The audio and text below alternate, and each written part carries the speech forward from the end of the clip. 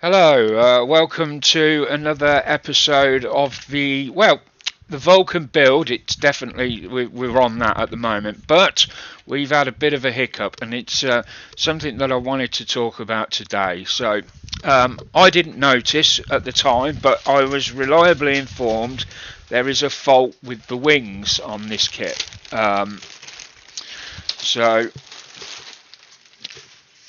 I'm just going to show you the fault, tell you a bit about what I've done, and then we'll look into how I'm going to remedy it.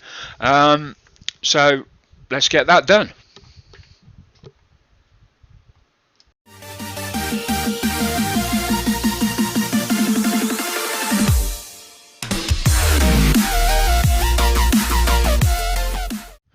Okay, so we're now on the overhead camera and we're looking down at the wings. I don't need all of them because they're all pretty much going to be the same. Let me just check.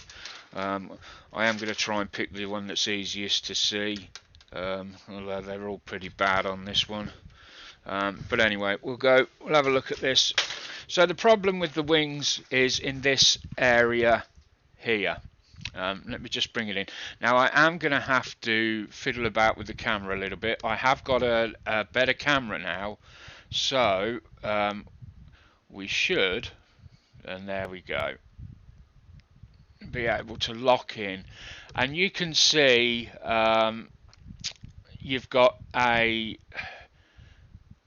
shallow trench-like thing there. It comes from the pressing of this on the other side, this line here, and basically for some reason it has left this horrible let me just get that back in again, horrible shallow sink mark.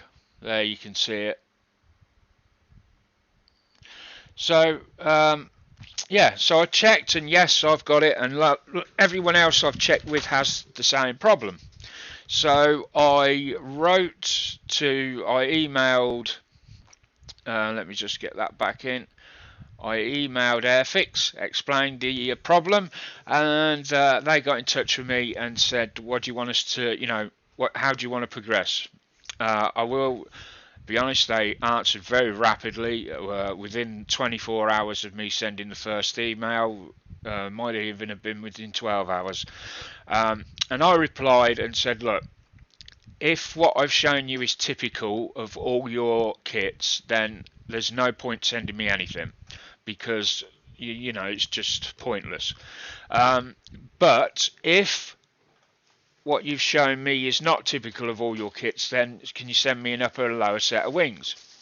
So I didn't hear from them for about a week, and then all of a sudden through the post come two sets of wings.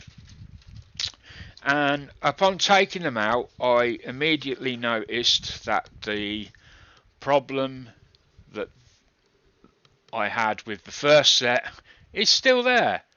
You can even see it. I don't even need to bring the camera in. You can see it there on that one, running along. And to be fair, the other one not so evident. Well, I don't know. Actually, thinking about it, yeah, it's still evident there.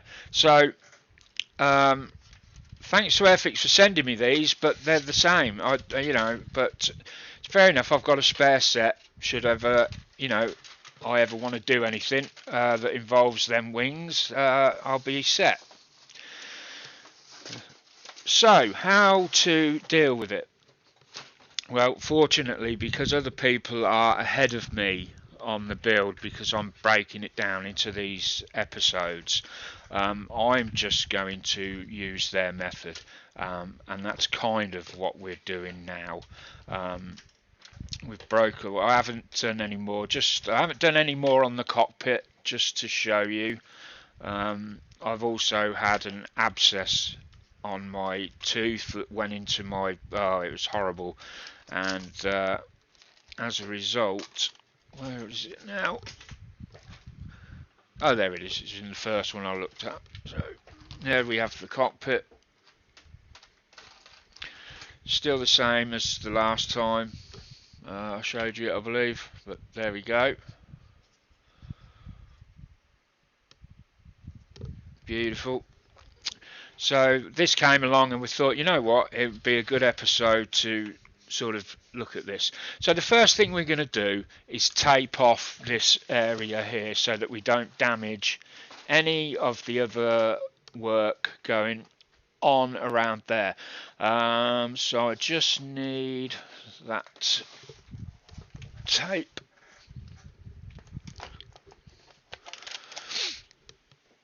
And I've got all my little tapes and that I keep in a little box like this so that hopefully the idea is they don't get too badly damaged on the edges. Top tip, most people, you know, if you leave your tapes out, here's one I'm going to show you that got left out, and you don't think nothing of it. I didn't when I first found this out, but I'm just going to bring this in and show you. Look at all that muck and dirt on there, and that will go over to your kit when you start painting, especially if you're trying to do demarcation, you know, really straight solid lines as such. You're going to get these little bumps, and they're not going to be perfect. So it's in there to stop it getting worse. But yeah, I've got new tapes that I solely use. I mean, that one's just as bad. Where are we? This one's just as bad here. It's got a bit of fluff on it, so I'm trying to keep some separate. So let's. These are okay though for this sort of thing. So I'm going to mask around it. I don't want to damage none of the detail. I don't have to be too fancy about the edges or anything. I don't think so anyway. We're going to cover that sucker there.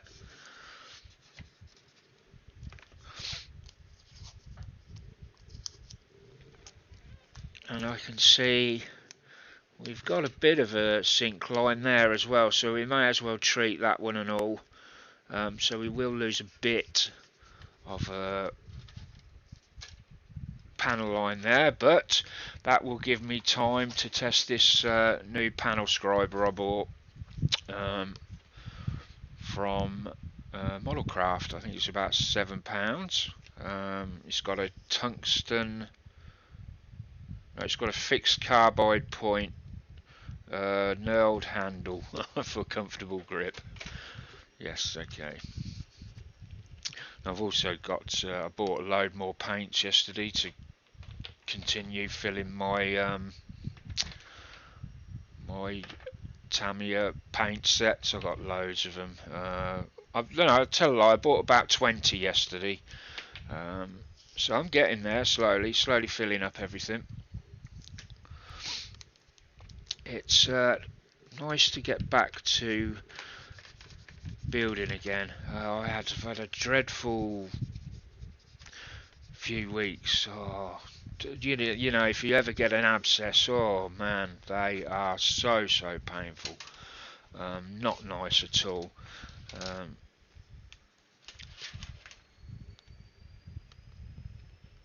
And yeah, I just couldn't do anything. I couldn't concentrate on anything at all.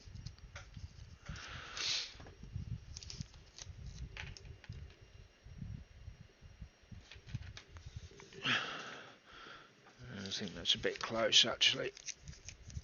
Let's just move that over a bit. There we go.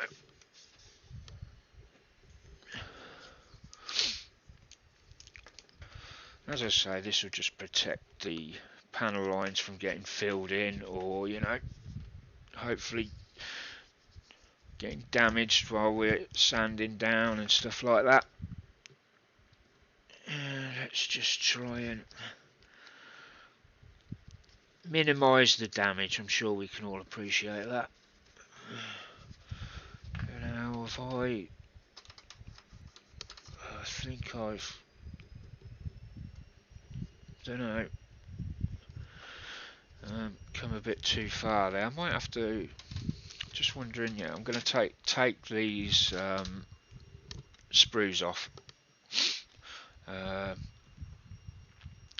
least there they are. Ooh, reach over. And let's just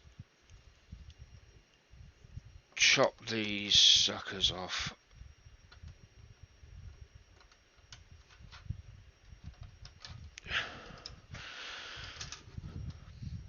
I don't know how much everyone knows about the Avro Vulcan, but I've just finished reading a book on it. Very, very good book.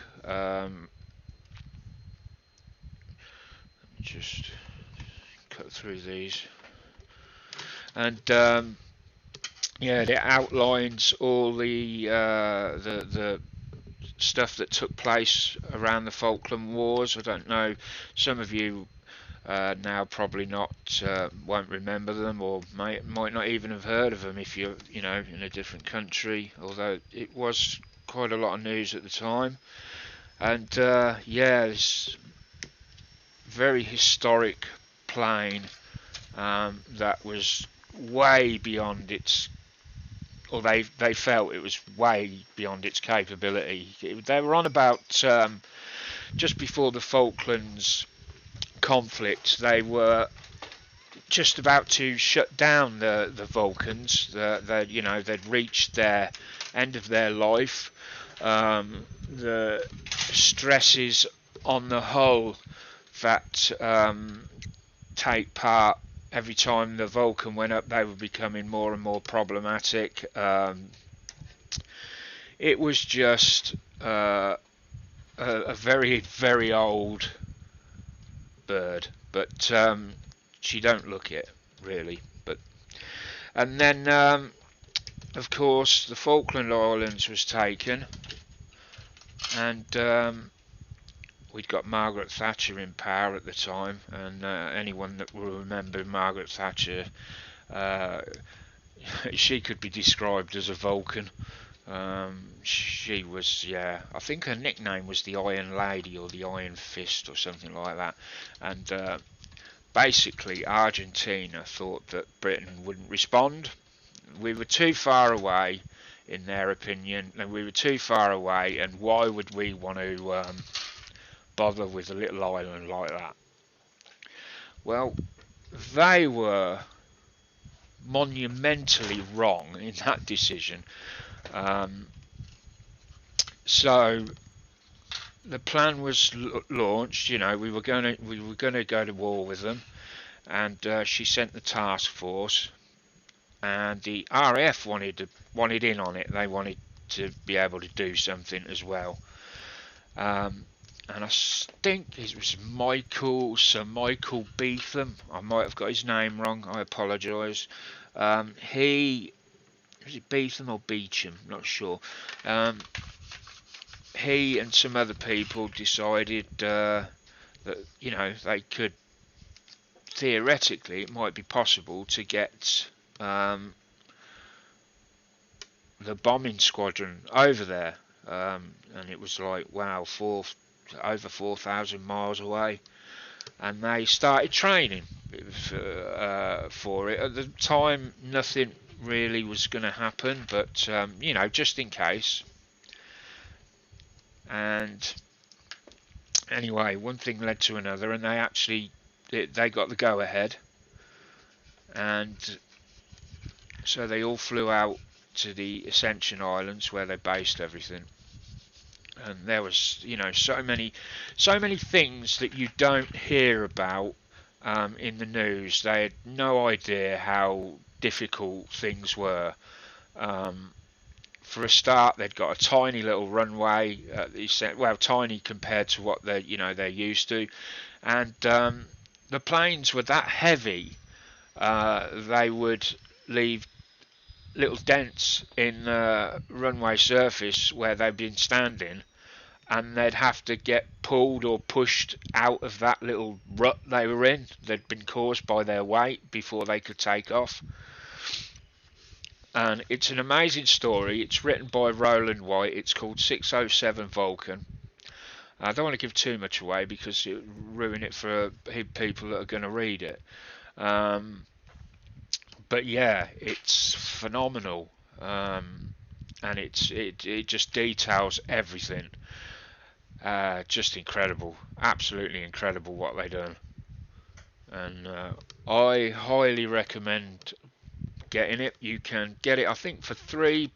I got it for £3 off of eBay with free postage. So if I remember, I will put a link in the description below, and and then you can all tell me what you thought of it. But our RAF are incredible, they really are. So are all our chaps in the forces, all the forces, police, ambulance, fire brigade. They all put their lives on the line in what they do. So, right, there we go. So we've got them. Next thing to do is to choose a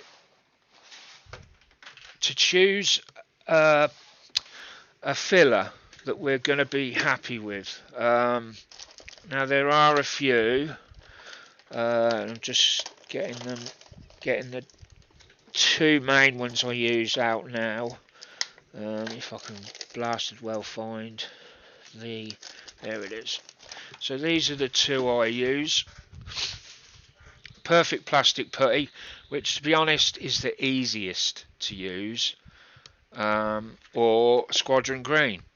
Now Perfect Plastic Putty might be the easiest to use, but this is the most resilient, I think, in terms of will it fall off. I find that the Perfect Plastic Putty can come away very easily, especially on shallow areas. Even if it gets wet, it sort of reactivates, I think. Which is my opinion of it anyway. So I'm literally just going to smooth a line down there. Now for that I normally use, with this I use my finger. With the white putty I use my finger. With this one I don't really want to use my finger because it's harder to get off. Now I'm going to try no, not that one. Now I use these quite a lot on putties.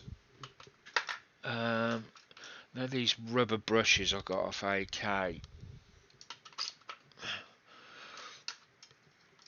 There we go, that's that one, and then I should have somewhere. I bet I can't see it now. A little plastic,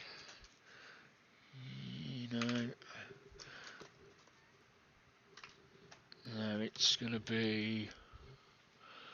Oh, I can't reach it. Right, we'll try with this now. Let's see how we get on.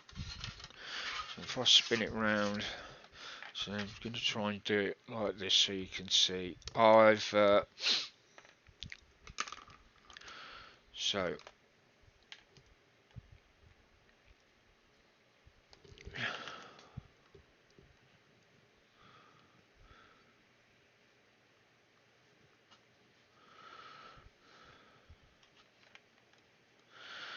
and it's as easy as that.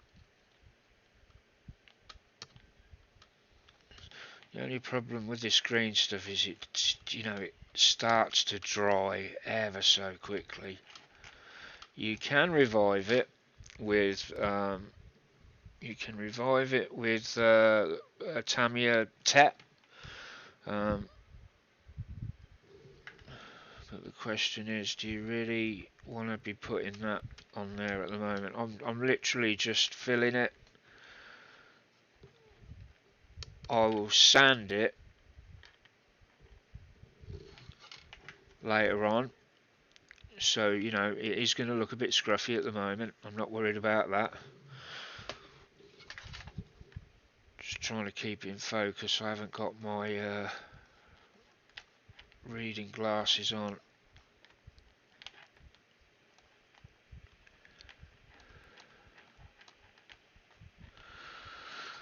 So let's just have a closer look at that. So it may shrink back. If it does, we'll put another lot over the top. That's all we can do for now. So it's as easy as that, this. So we pop that one on there and get the next one.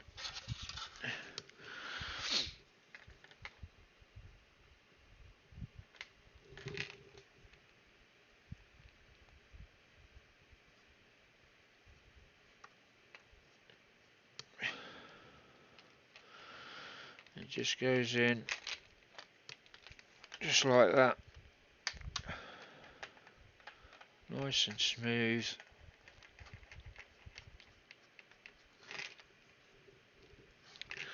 Let me just, there we go.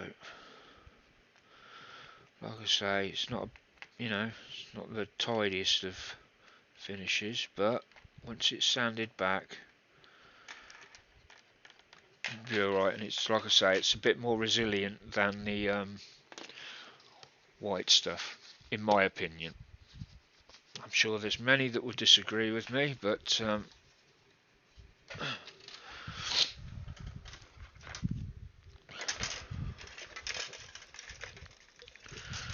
let's bring that one up. And that one up.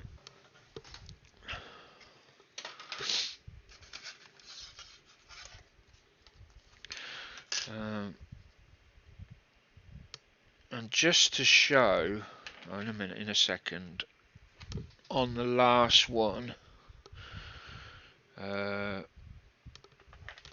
just to show you the difference, I'll do the last one with the perfect plastic putty, and then we can truly test, you know, the difference in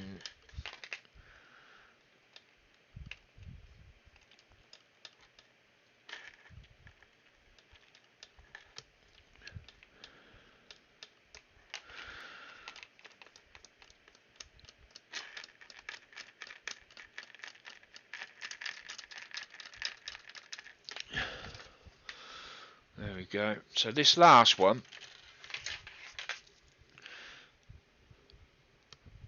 I'm just going to do it in the white plastic putty just to see whether I'm right or wrong, whether it does make a difference or bugger all. We'll wait and see. It is easy to put on, without a doubt. Without a doubt, it's much easier to put on. Have I got a little bit? There we go. A little bit of water there, just for. So literally with this, you don't even need to have. And then you can just. We've got a hard bit in the top there. Yeah, that's my mistake. That top bit was a bit hard. It wasn't going to go on. So let's try that again.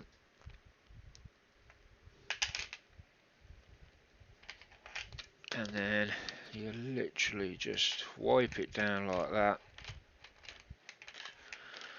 And then if you want, you can just wet it a bit.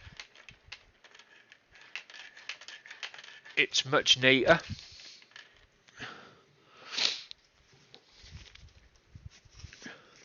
But I would expect that to definitely shrink back a bit, and it probably need another going over.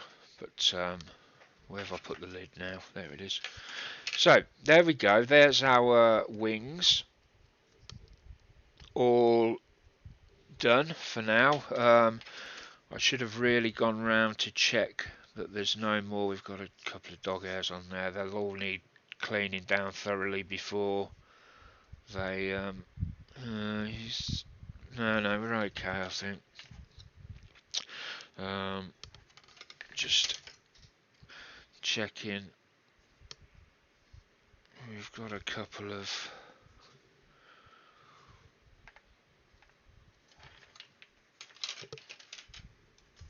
I haven't really checked yet how well these fit together, so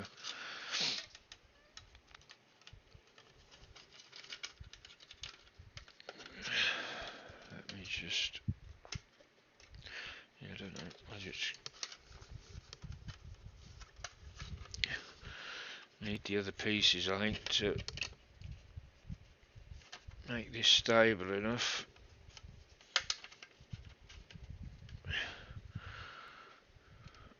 Yeah, there's no, is there no location pins on this? What's going on there? Oh wow, there's, doesn't appear to be any location pins. That's going to make gluing that bit bloody awkward. Mind you, they've got a framework to sit on, so yeah, that'll be what that is. They've got this internal spar and frame system that they sit either side, so not too worried about that. Right, so we'll leave them now. Got to leave them a good 24 hours maybe. See how they go and then sand them down. We'll do that next time. We'll sand them down. Let me just try and pop this away. Just trying to see if there's... Right, so I think we'll leave this episode there. I'm not going to announce anymore what we're doing next episode because it keeps getting changed, and that's my fault. So, thanks for watching, and I'll see you all next time. Bye for now.